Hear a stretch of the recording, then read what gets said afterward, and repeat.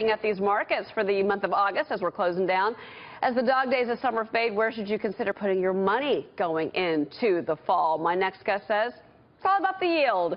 IHT Wealth Management President Steve Dudash is here to tell you exactly which companies are best for high yields. I want to get to your picks, but I just want to ask you about your predictions for September.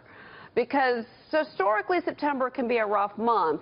August was fairly flat, even though the Dow and the Nasdaq, the Dow and the S&P are ending negative. Do you think that September is going to be that rough for investors?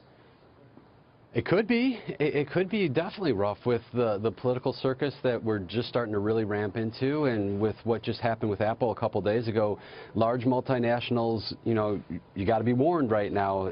The EU won a battle there, and they're going to have their targets on everybody else. Microsoft, Google, Amazon, companies like that with large war chests of cash and that have been hiding money overseas for a little while there. You got to be careful. So could it get volatile? Absolutely. All right, well, let's talk about the jobs report. We had ADP out today. It was pretty much just in line, 177.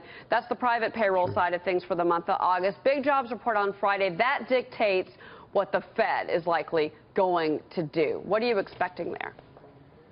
Well, to be honest with you, I don't know if that number is going to dictate a lot of what the Fed's going to do anymore. I think we've kind of started hitting the unemployment numbers where we thought we were going to be, or where they wanted us to get to. I know the underemployment's still there, but I don't know if this job report's, unless it's dramatically different, if it's way higher, way lower, then it's a different story. But if it's within that range of 125,000 or so, you're probably going to be okay there. I think the Fed is more interested in what's going on in interest rates overseas, and that's dictating, we don't want the dollar to get too strong, and therefore, that's what we're kind of looking at on that side. That's what's affecting oil prices and what's affecting the industry. Really quick, we had your picks. I want to go back to them really fast. Simon Properties, SPG, that is a REIT. That's a residential play, an equity residential property.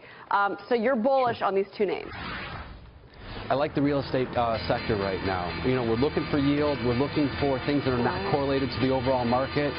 We're looking for U.S.-centric positions right now, given what we were just talking about. So, well, there's yes, the those bell. would be prime And there's examples. the bell. Let's make our folks some money watching at home.